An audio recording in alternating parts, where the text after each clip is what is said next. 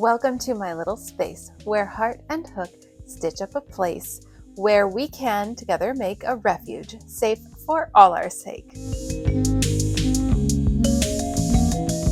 I cannot complain with how my channel has been growing. It has grown from, I want to say I had like 30 subscribers before I started vlogging, and in under a year I've now hit 400. I guess it's time for a new video. It is Tuesday, so show you what I'm working on. Some orange loops. This loop stitch takes up a lot of yarn and it's a little time taking, but it's worth it for the overall effect. Once I make a whole beanie out of this basically, and then I give it ear flaps and then a couple curls hanging down each side on each ear flap, it's going to be a Queen Elizabeth I wig. So this is an order. This is the only open order I have right now, and I thought I would do a little bit of crocheting on camera,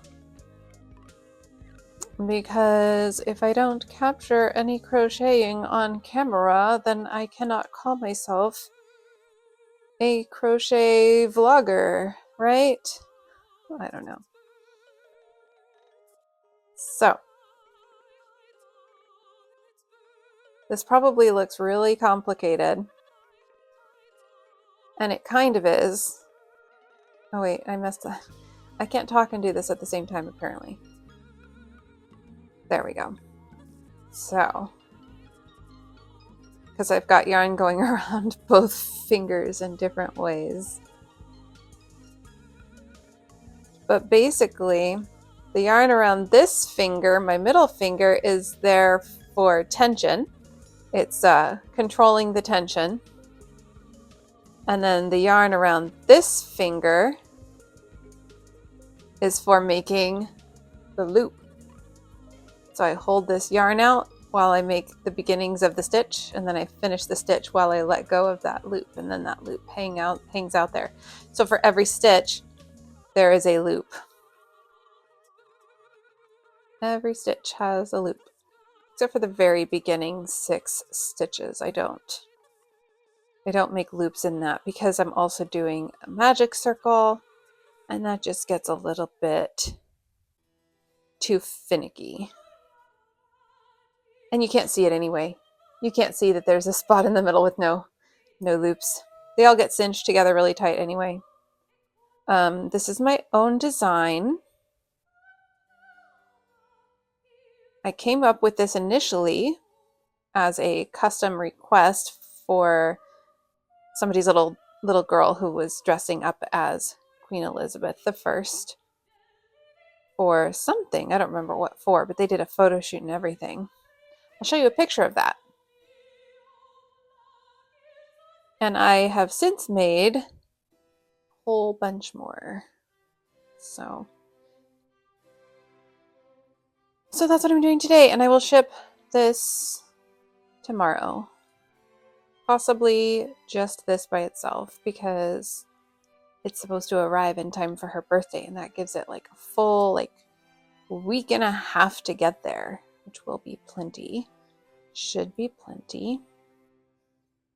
I will need to stuff one ornament with scraps to go with it.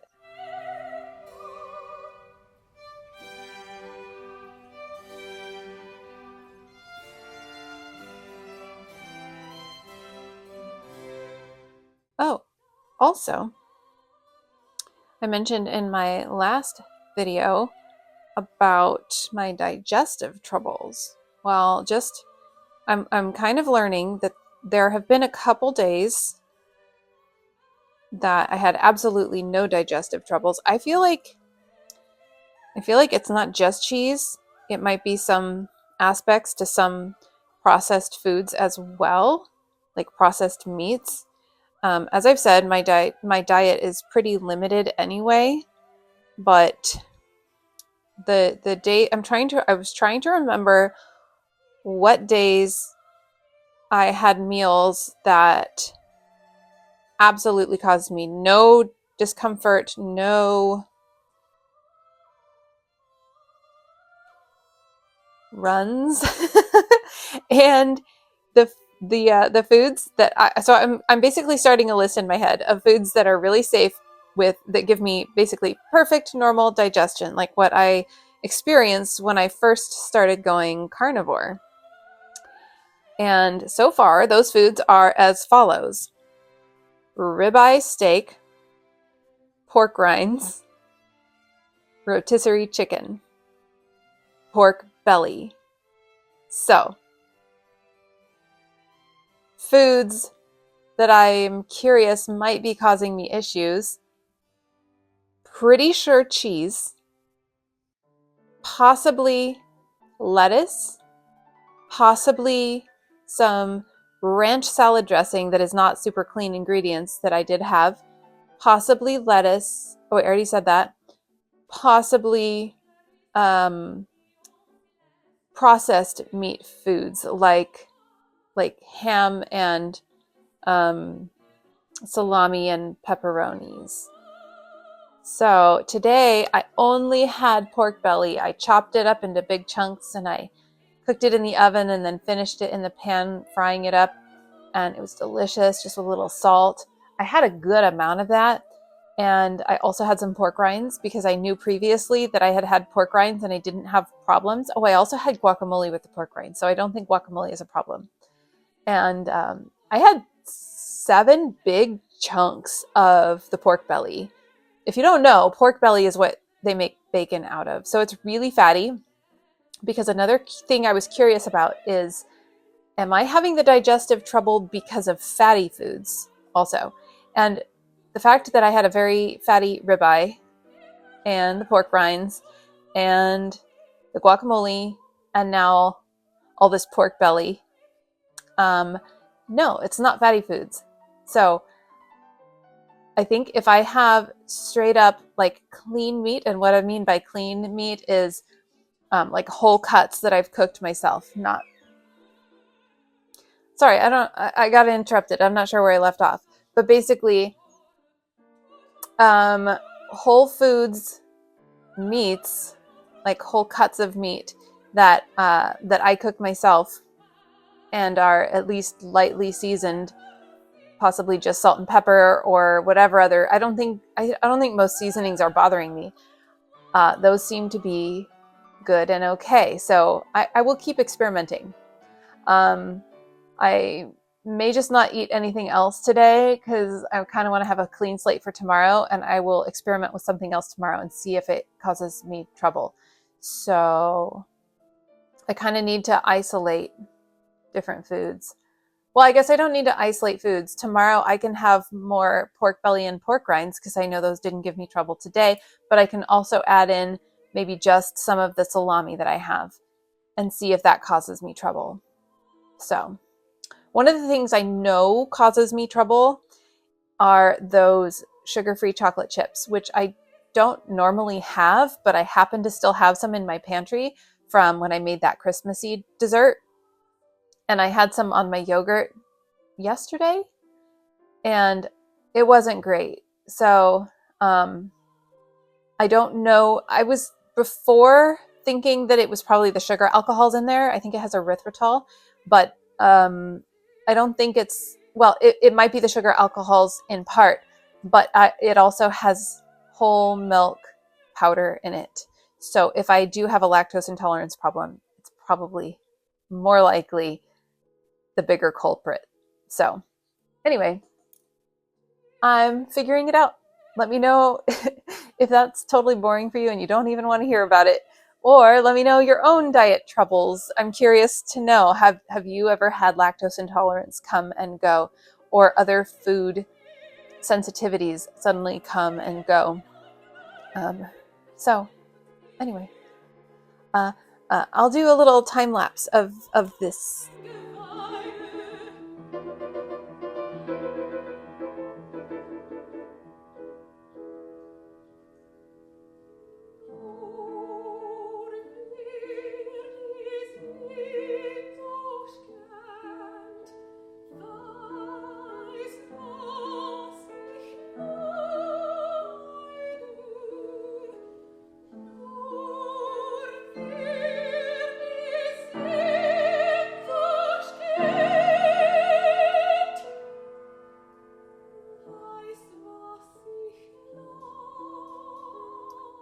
All right, I just had a little moment of show and tell that I wanted to do. I had the opportunity to hang out with this gal that I know and teach her how to crochet, and she super impressed me, and she crocheted a patch of fabric like this big. I was really impressed. She used up a whole ball that I gave her. I just had a scrap ball that I gave her. I happened to have a second hook with me. I wasn't at home, so I gave her the hook that I wasn't using, which happened to be a J hook, a 6mm hook, and it's my only 6mm hook. And I told her she needed to keep it, because if I teach somebody to crochet, I am giving them the hook that they learned on, because I still have the hook that I learned on. It's just a little plastic hook, and the lettering is like halfway worn off, but it says it's a boy hook. What does it say? E, same as size 3 or 4 USA. And an E hook, isn't that what I use here most of the time? Let me see. It looks bigger though. It looks bigger than my metal hook here. This is my most common hook for like dolls, my nanas. Most of my dolls are done with this hook, or like stuffed animals if I'm not doubling up the yarn, if I'm using a medium weight yarn. But yeah, to me this is kind of special, this little plastic hook, because this is the one that my babysitter at the time taught me how to crochet on, and then she just let me keep it. So for a long time, this was my only crochet hook. And so I gave away my J hook. I've given a few hooks away. I haven't taught that many people how to crochet, but I was like, okay, well, now I need a new J hook for myself. I looked online and I could get one J hook for like a few dollars, or I could get 14 for like $8. So I think it was something like 8 something. It worked out to be something like 60 cents per hook. So I've got 14 now. Hit me up if you need a 6mm J hook, because I got them to spare. I think I just got to always keep an extra one of these in my bag no matter what. So if the opportunity arises for me to teach somebody crochet, I've got these to give away. I also have these slightly in bulk. I have several more of these because I tend to lose them and I need to always have them available. But yeah, I just thought that would be fun to share. I got to stay prepared to teach, and then I feel like it's kind of special to get a hook to keep for yourself from the person who taught you. And not just a brand new hook that they bought for you, but like a hook that they've spent hours and hours using. I've spent so many hours using that J hook. That J hook was used for every single flying spaghetti monster that I've ever made, and I've made hundreds. So there's that. I also use that J hook for all the Flower of Life shrugs and vests, tons of stuff. So that hook has seen lots of use. And it's green. I gave away my green J hook, so I won't ever have probably another one just like it, because now I have all of these and they're all gold. Anyway, that's it. This is the Nana that I was making in the last video. I finished it right before starting the wig. This is Nana Sarah, named after Sarah Elizabeth, who I sang with in high school and played violin with as well. And she's the one who discovered Billie Eilish, which is pretty darn amazing. So this is named after her, my 62nd Nana.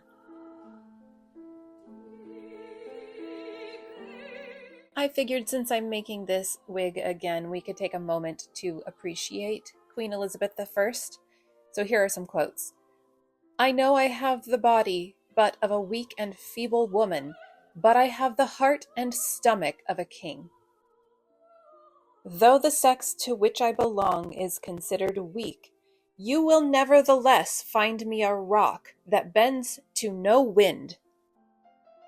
A clear and innocent conscience fears nothing.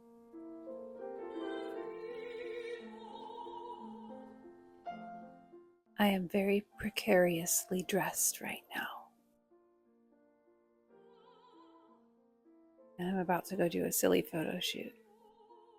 This right here, over my arms, is the skirt I got married in a long time ago. That marriage is over, but I still have the skirt because I made it. Okay, ready for some silliness?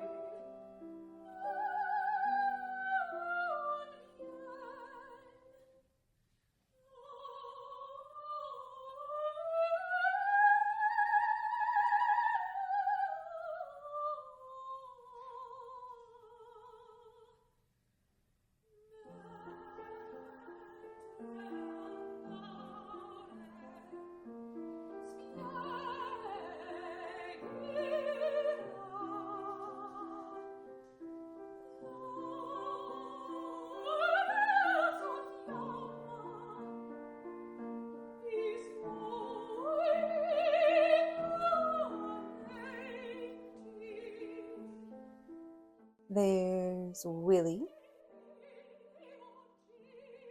I grabbed some gray yarn to just start making some mouth puppet parts because I needed something to work on while watching Stranger Things with my mom. Yeah, nothing is on order right now. So I just start making stuff that's like bestsellers when I have some time to sit and watch an episode with my mom. And I went ahead and got out yarns for the first of the 4 kid blankets that I jotted down notes about what colors they wanted. So this child requested light blue, light yellow, and light pink.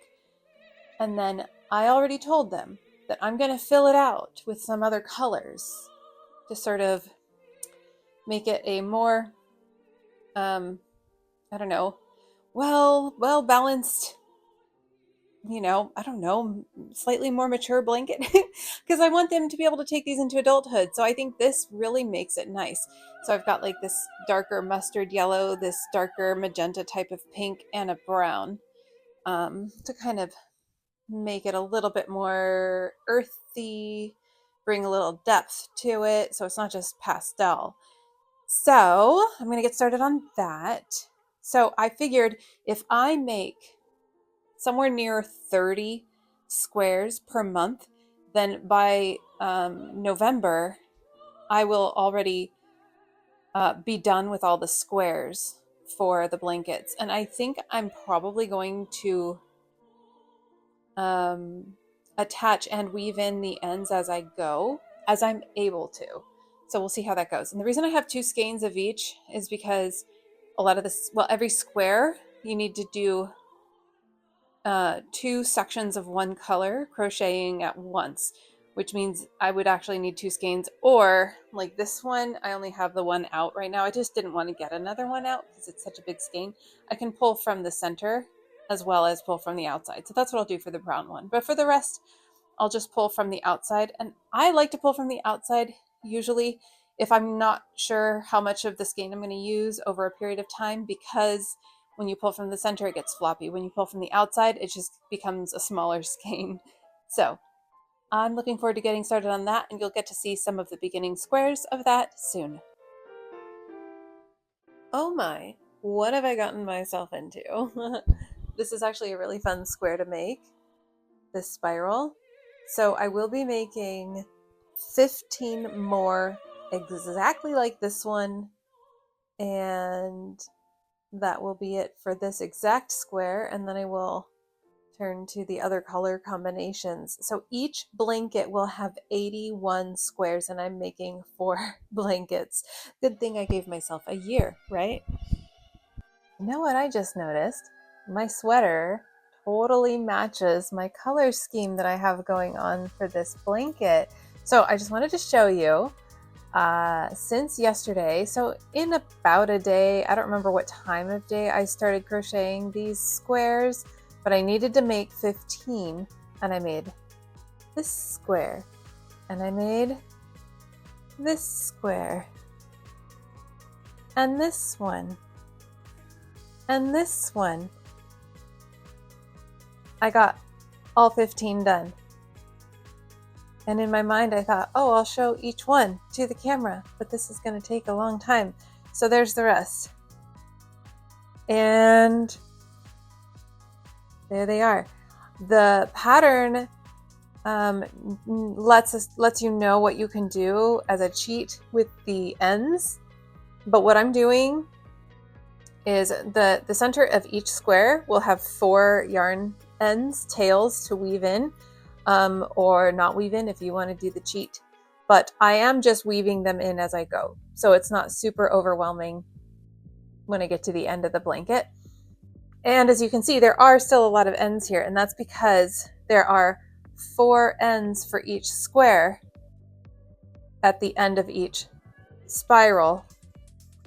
And what those are for stitching the pieces together when you're done.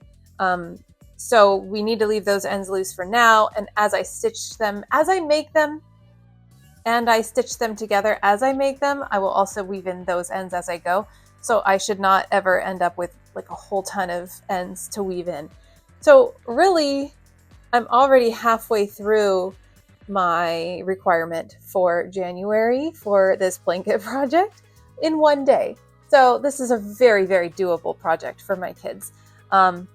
So there's 15, and then I also got started on the next batch of squares that I need to do. So that's square number 1 for one of the blankets. And for the same blanket, this is also the same color scheme. This is only 3 yarns out of a 6 yarn color scheme.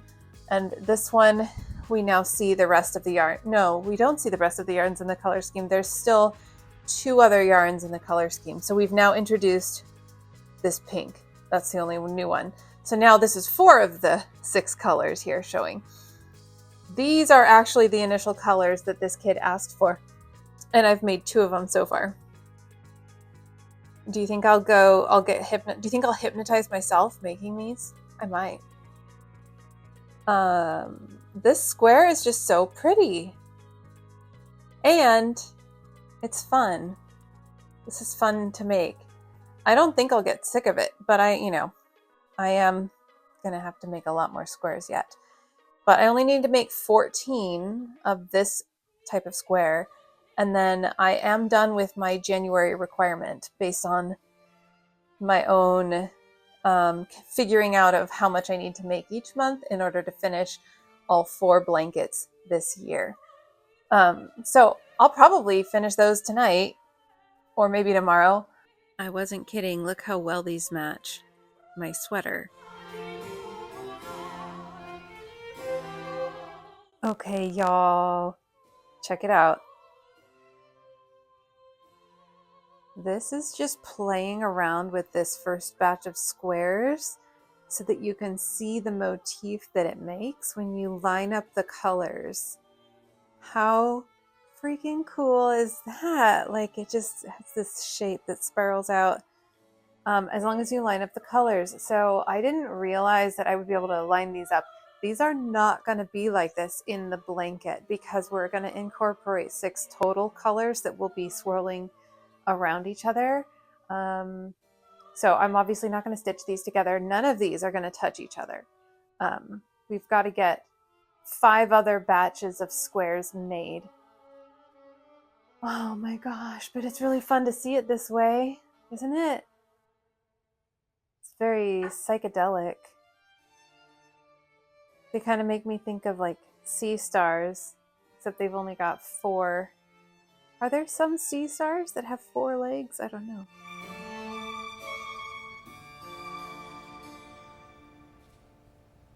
Also, a friend of mine, okay, so when I was in college, I was part of technically it's a fraternity, but you would call it a sorority, even though it's technically a fraternity because it was for women in the music department. Sigma Alpha Iota.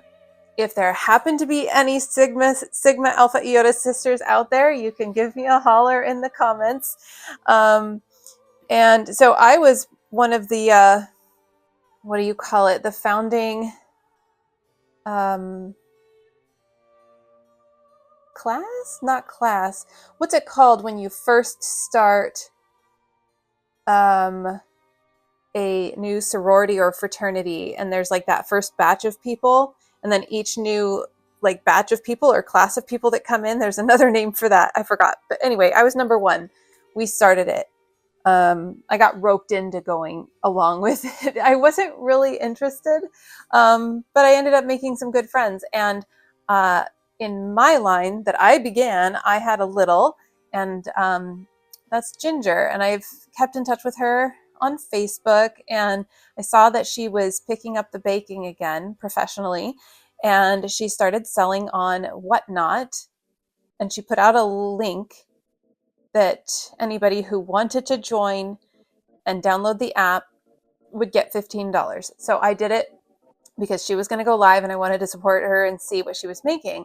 So I did, and I got my $15 credit, and I opened up her live, and it was really fun to see her and all the cookies that she's making. She's really good at what she does. And so I used my $15 towards a purchase of a box of Valentine cookies. And I told her, you don't have to wait until close to Valentine's Day to ship. I'm happy to like surprise my kids with an early Valentine's Day, because I don't even eat sugar, but I'm happy to give it to the kids. They will feel so special. I never get them like specialty handmade dessert stuff like this. So I just wanted to show you the package that came. So, unboxing, she included a Valentine card. It's just a blank Valentine card with an envelope and a little sticker. So it's really handy that I can use that for whatever.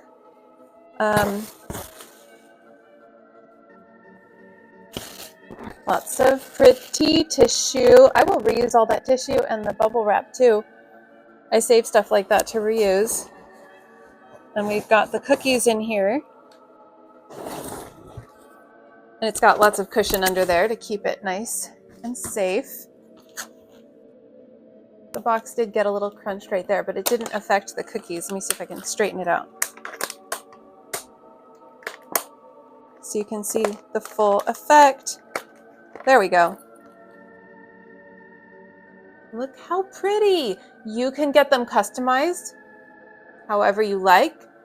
I just told her I don't need any fancy customization. I said, make them how you like to make them. And then she also gives an option for vanilla cookie flavor or orange. And she asked me which I would like, or if I'd like a mix.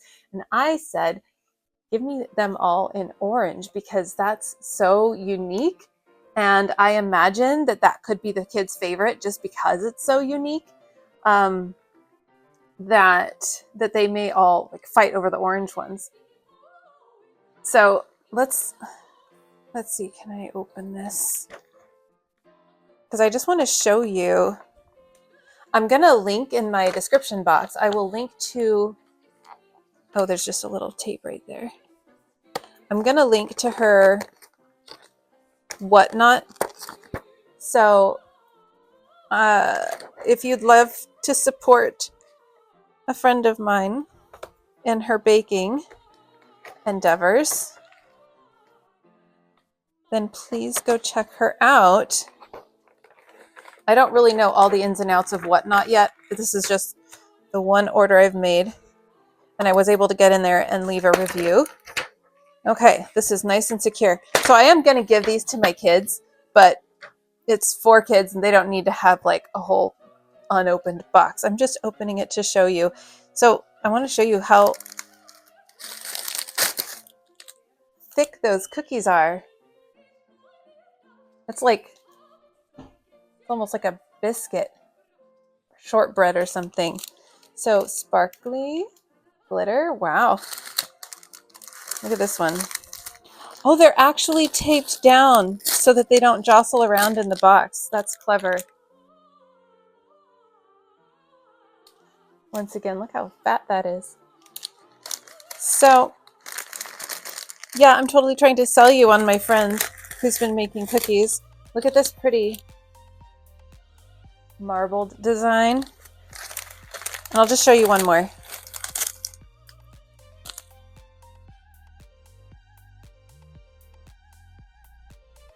So I guess I'll have to let the kids take turns picking one because yeah, some are bigger and some are small. They're not all the same size in this box.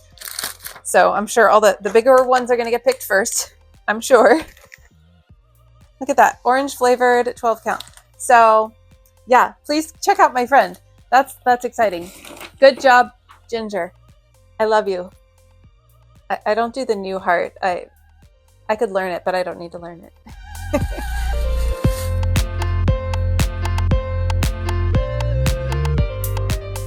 I really gotta stop saying that I'll finish something by tonight because I never do.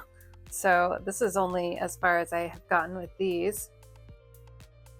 8 completed squares of square number 2 for my blanket number 1. I showed you this already. Well, not this one. This is one I just made. And I need to get to 14. So just over halfway there. And I'm still part of this pattern testing group for those Mary Jane leg warmers that I showed making in my last week's vlog. And Star Lily, Jen of Star Lily, had a fun idea that maybe we could all take a little video clip, like passing a blunt off camera and taking an inhale and then passing it around.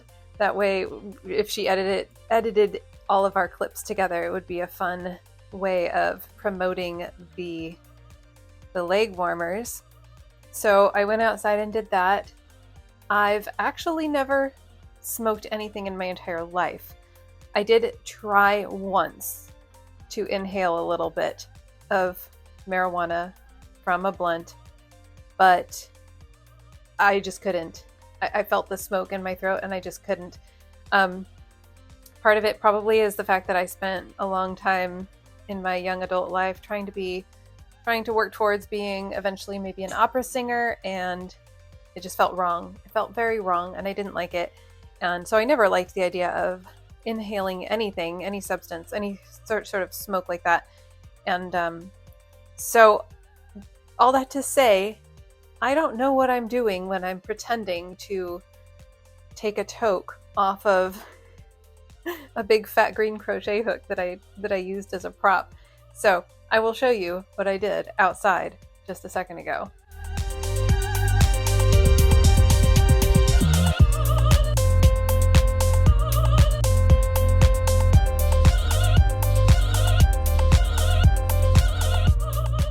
I also recorded a clip going the opposite way because nobody officially decided which way we should be passing. And then I couldn't help myself. I really liked this angle for showing off these leg warmers. So I got myself a few new posed still images as well. I found it pretty funny. I feel like a total, what's the word? Poser. I'm a poser. But I think it's fun. We'll see if that reel actually ends up happening. I don't know. Who knows? But at least I can make my own new reel if that doesn't end up happening. And I really like these pictures sitting on this chair out here. So I will add those to my listing for the leg warmers. I've just never thought about posing in a chair like that. But oh my gosh, for the leg warmers, modeling something on your legs, it's so good because they can take up more of the frame and still have the rest of you in the frame sitting, is what I was noticing. Because my pictures standing, posing, seeing my whole body, I feel like the legs take up the leg warmers themselves take a very small part of the frame, whereas sitting like that, my legs are coming forward and they can take up a bigger space in the frame and really stand out. So I'm definitely going to use one of these new pictures as my cover listing for my listing cover for my listing in my shop. So now I think I can get the rest of these squares made tonight. We'll see.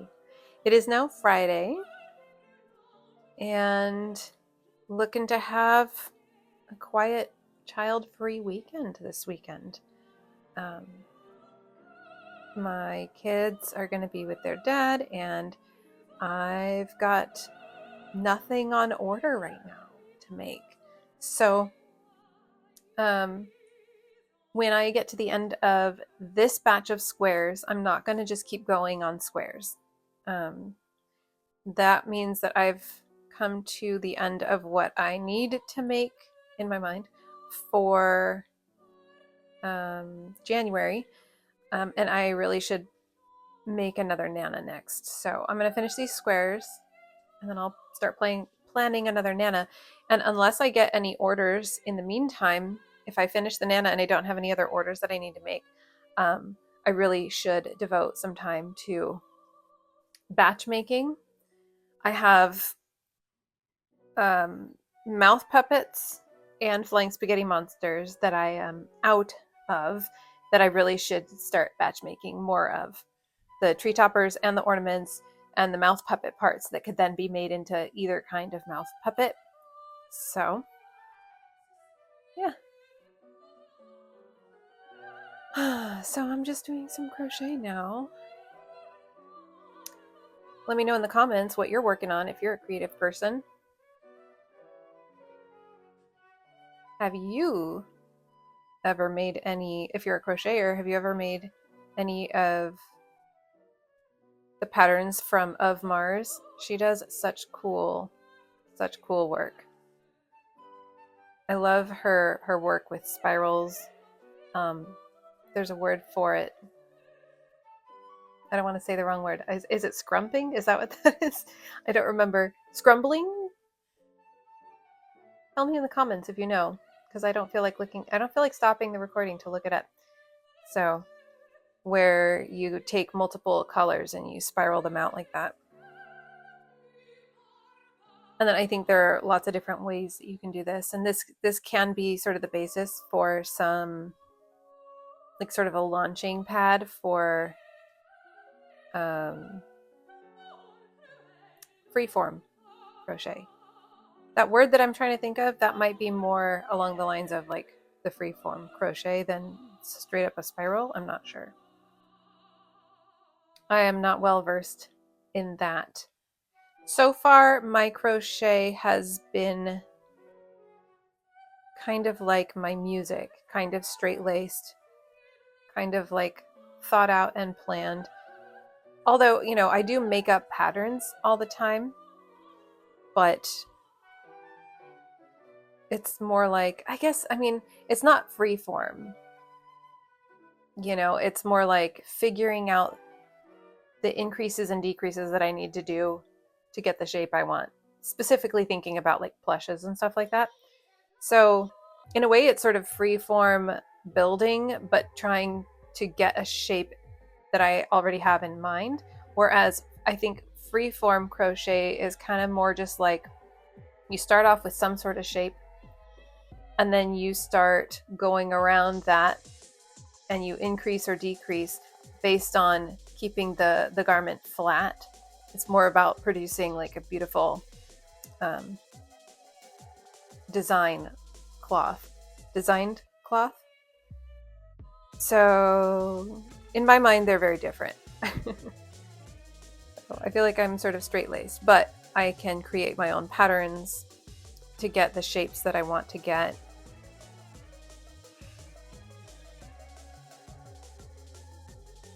And I've obviously got this square pattern memorized now. I can even do it while I'm talking. And I'm assuming that this is also how Of Mars does it, whereas the instructions tell you how many stitches to do in each color for each like short section, and then a short section of each color like that around, and then another short slightly longer section of each color around. Very quickly, like after the first square, I took to making one short section, and then the next one, instead of just doing a short section, I would do that short section and the section that goes on top. So let me lean in closer so you can see. So like I started off with 4 of these little, first introducing the yarns, and then I would continue with this pink on top of this blue, and then I would come back and do this blue all the way across the top of this pink, and then I would bring this yellow all the way around. That way I'm just not changing my hook to the different yarns as much. And right now, every time I get to this stage, I think it looks like a half of a heart, which is kind of fun. So now that I've gone all the way around with this yellow, I'm going to come back down here to this blue and go all the way around the yellow with the blue. And try not to tangle this up too much. Another thing that this does is I'm able to fasten off, and cut away the different yarn ends a little bit quicker. So I have less potential for getting a tangled mess.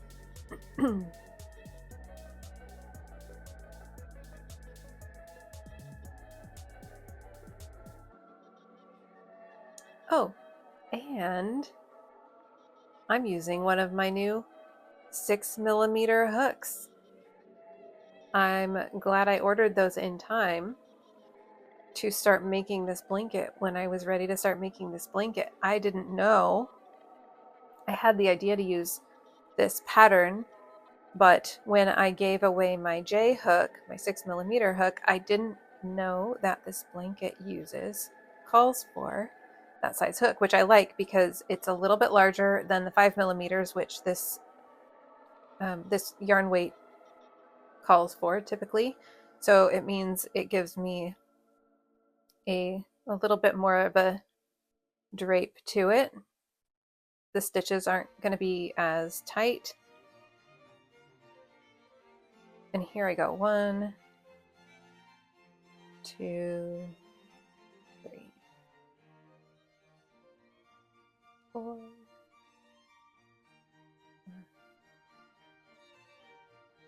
I have all different ways I like to count doing the stitches.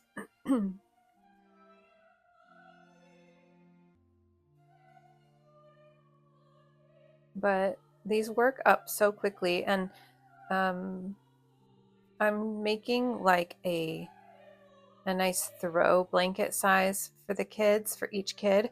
It's the smallest version of the blanket in this pattern, and that's what we have so far. And next I bring the pink up and around all the way.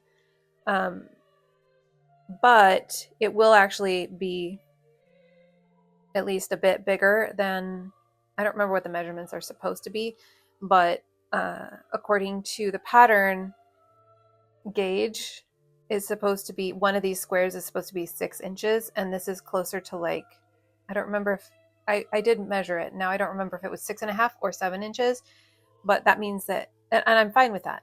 I didn't care. I'm crocheting nice and loose, and I'm just going to remember that I crochet nice and loose for all these squares, and they should match pretty nicely in size, in terms of size, with each other, and it just means it will be a slightly larger throw blanket. So now with the pink,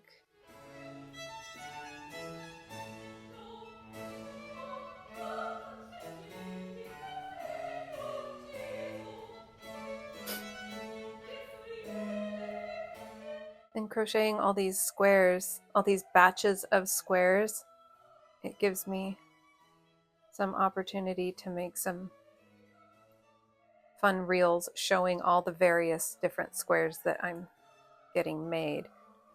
All the different sort of partial color schemes, mini color schemes that will eventually become much bigger color schemes.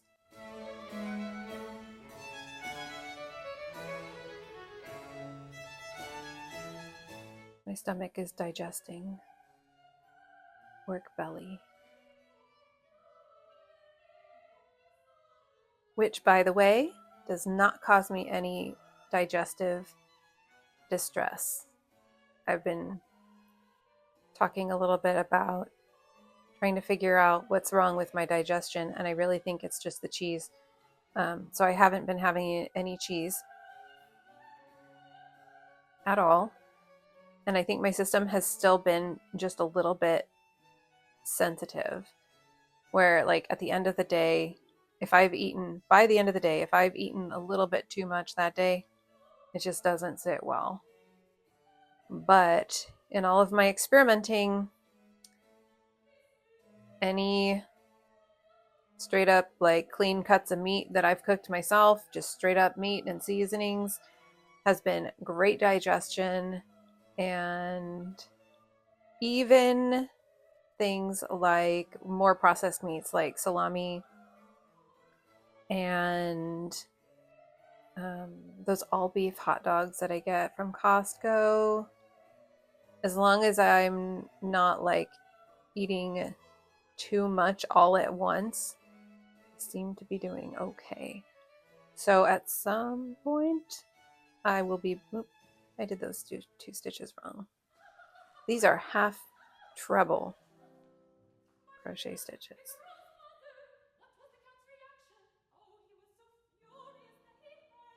So I lost my train of thought there.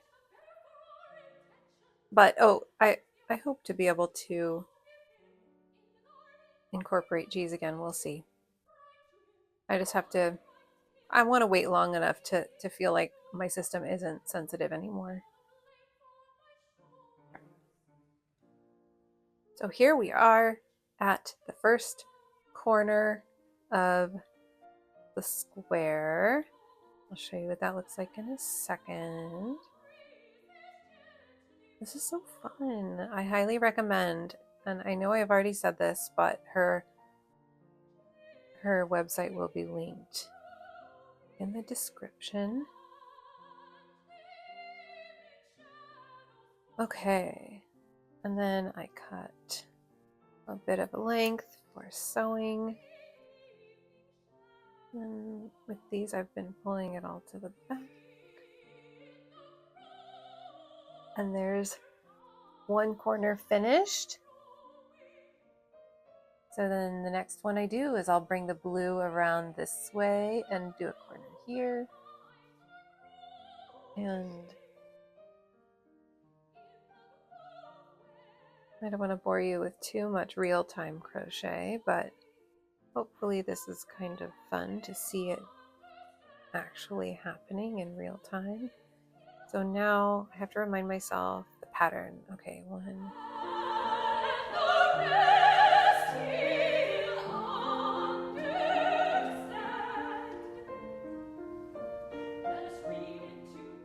Basically, each color of this spiral has the exact same stitch counts and pattern coming out. They just all start at a different corner at the center and they all end at a different corner at the outside, if that makes sense.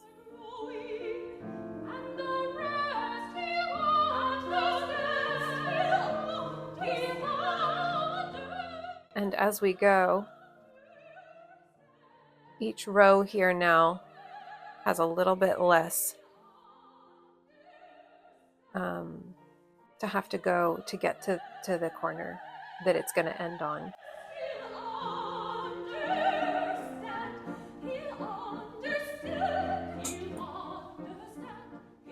Sorry for my squeaky chair.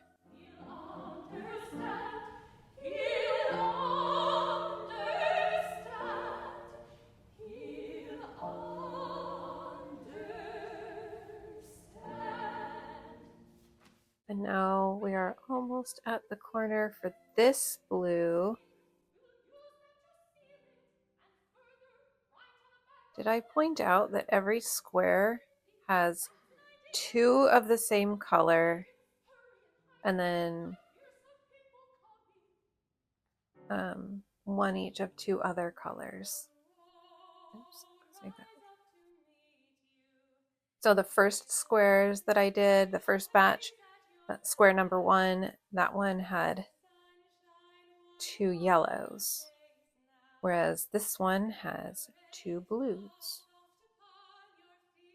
that are opposite each other.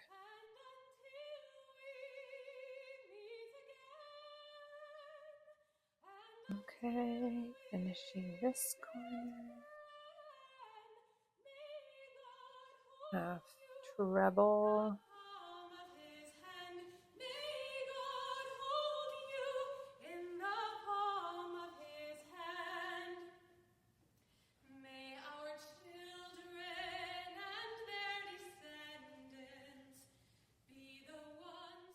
Okay, and then, well, I feel like we are committed now. We are 2 corners away from being done now. So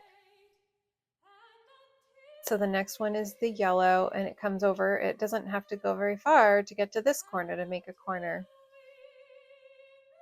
I've brought you along this far. I started talking, didn't I, right at the start of this? Like I started this from the very beginning, didn't I? We're just going to chat through one whole square.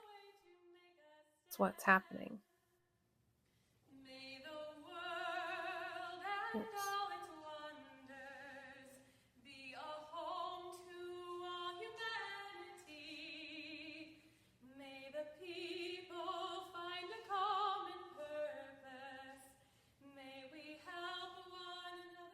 I do love when I get to the point of memorizing something and I can just sit back and relax and enjoy and do it.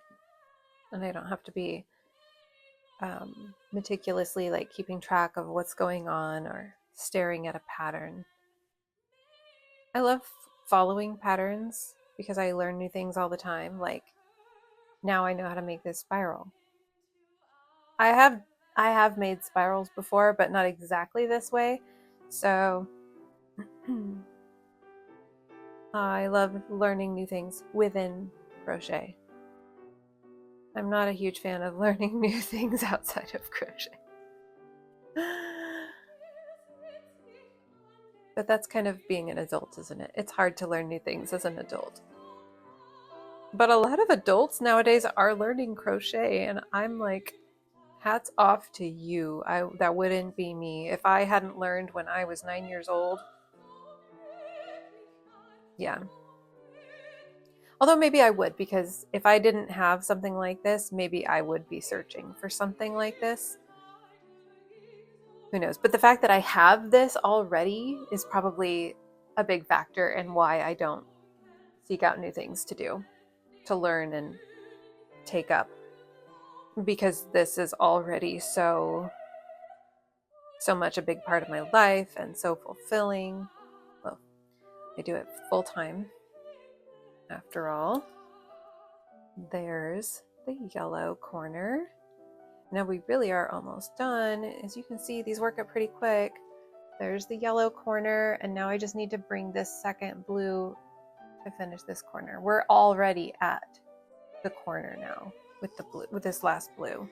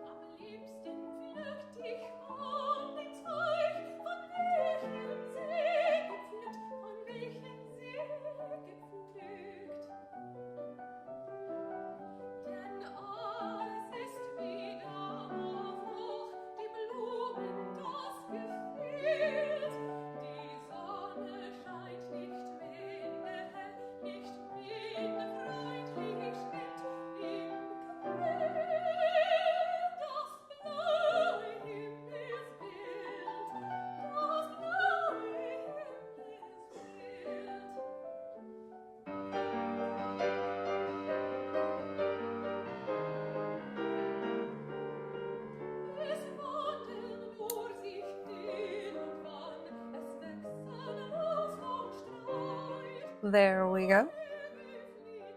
There we go. Beautiful, beautiful, beautiful. Looks just like the other ones. So then I'm going to weave in these 4 ends at the center because I like to do it as I go, because then it's never a huge chore. And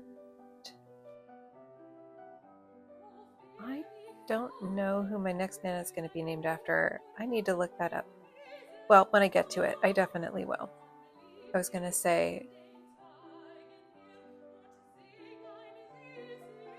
something about the next Nana I have to make, but I realize I don't know who I'm naming it after. So you'll have to wait and see. I will have to wait and see too.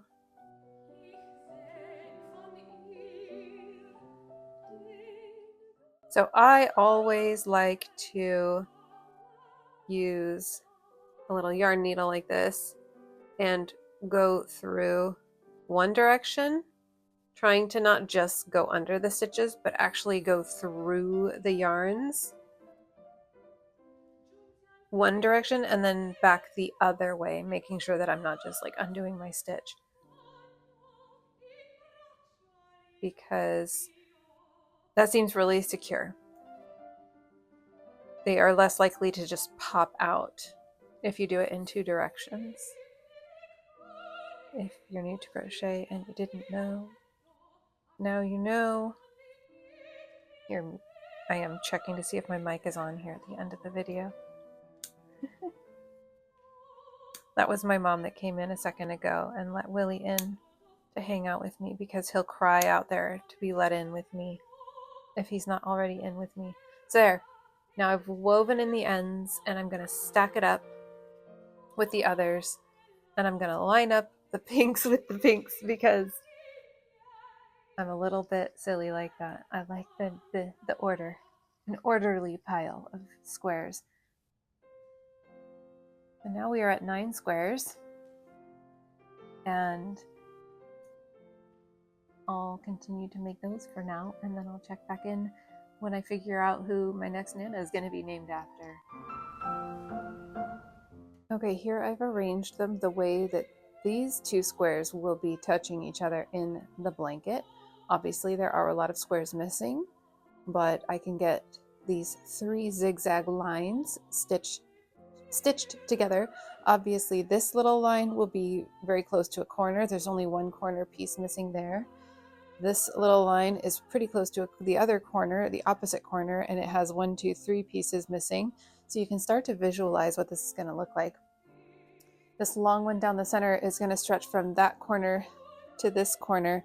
And I just ran out of room on my bed to finish putting the last few pieces, but those continue the pattern like that.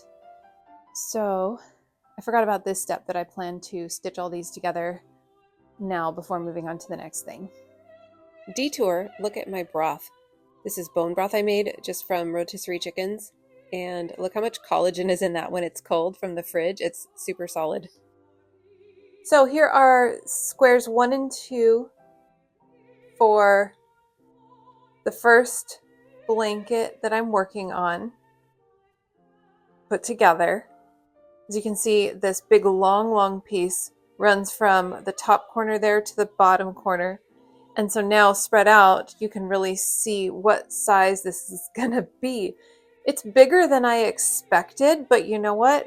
I'm totally fine with that. This is a queen size bed, so it looks like it will be just big enough to barely cover the width, but not the length of a queen size bed without really any overhang, which I think is a nice size for a throw blanket. It's not a small throw blanket, it's a good size throw blanket.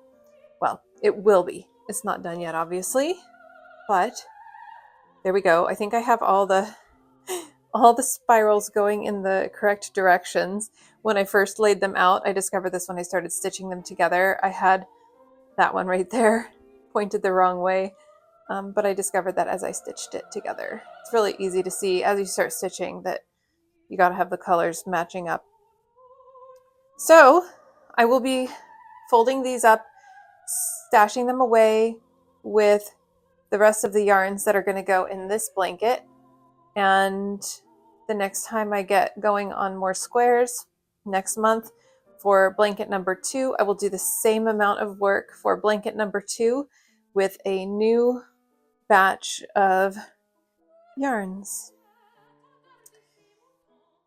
So there we go.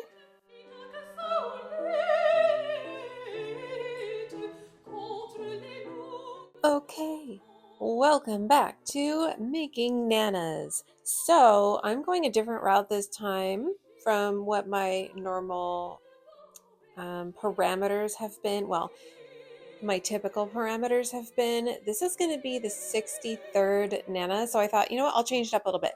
I have all of these super pale, sort of teal colored yarns.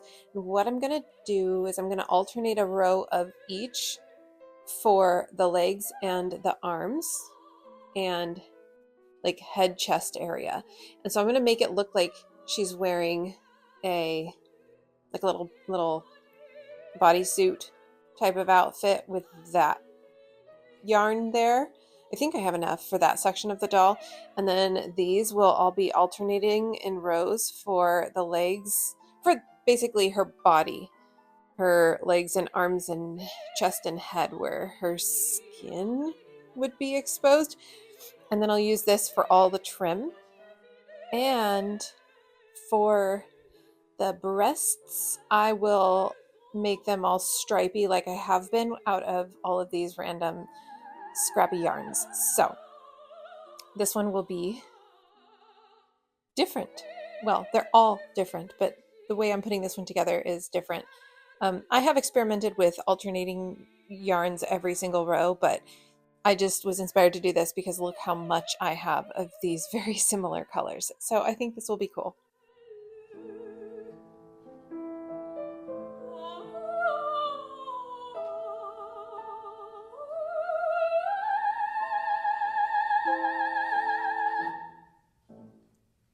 Now that I have 2 legs done, I just wanted to take a close-up look here at how pretty alternating 4 different yarns here looks. If I did any single one of these, except for the one with the sequins, I feel like it would look pretty plain, but alternating with 4 different types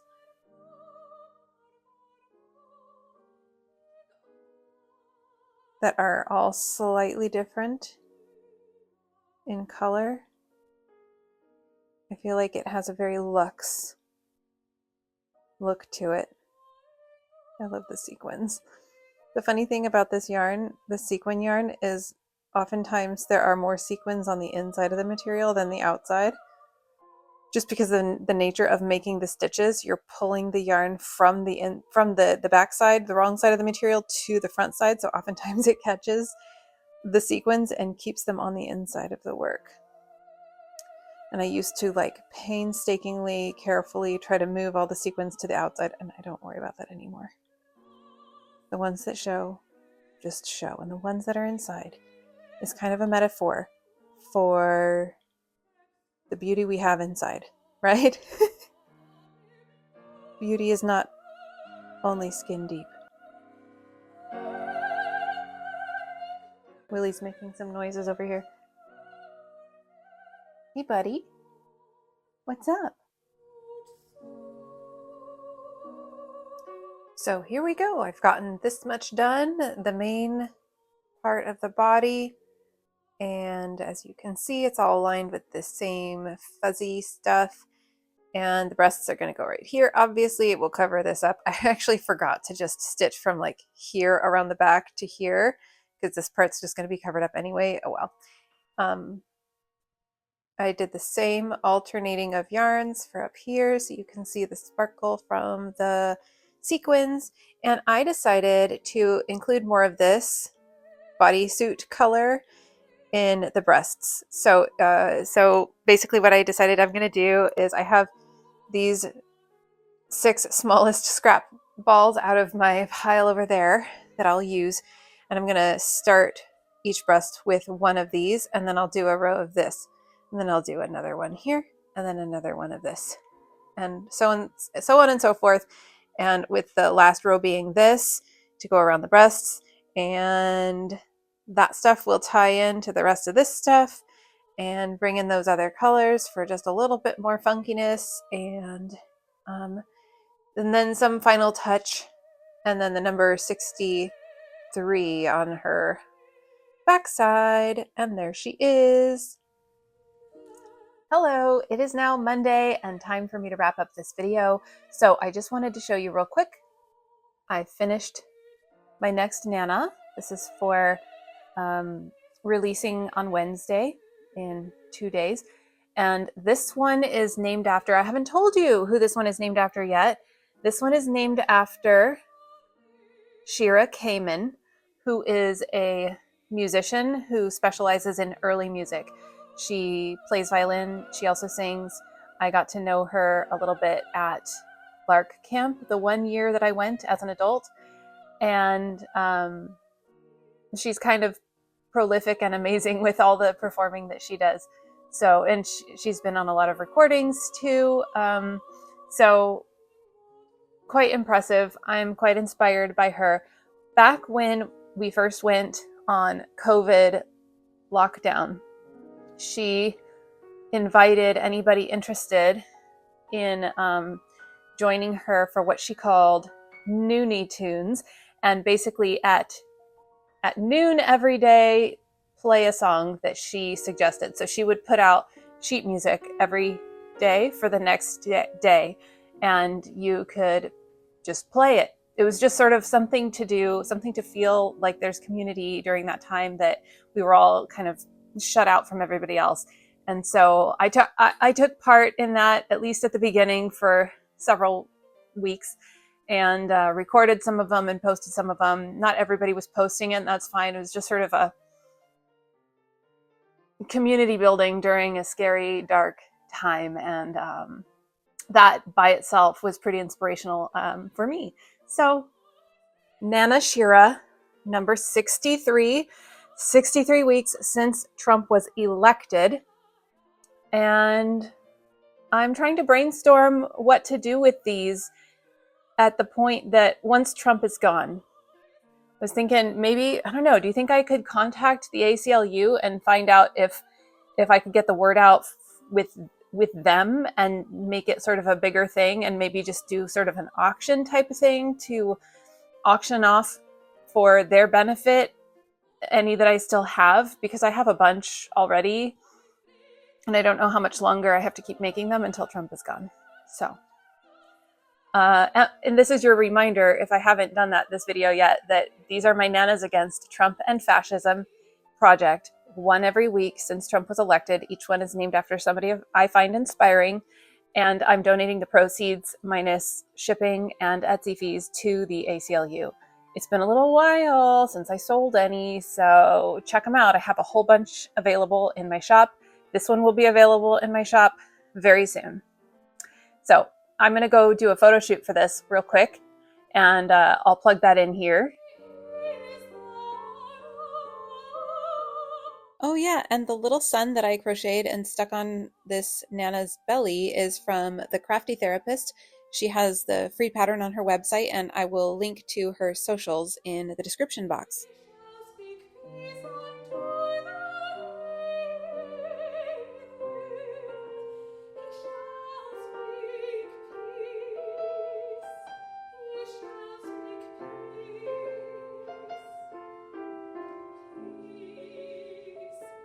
At the start of this week's recordings, we just hit 400, and now we've just hit 410 subscribers. So keep them coming, keep them coming. I think I'll keep celebrating every 10 until we get to like 500 or something. Maybe then I'll switch to every 50. Crochet hooks and colors bright, crafting wonders day and night. Join the fun, come see it through. Subscribe and I'll create for you. Oh, and I also just got an order for another Rocky Owl, so I'll be making that, and that will go into next week's video. So I'll see you then.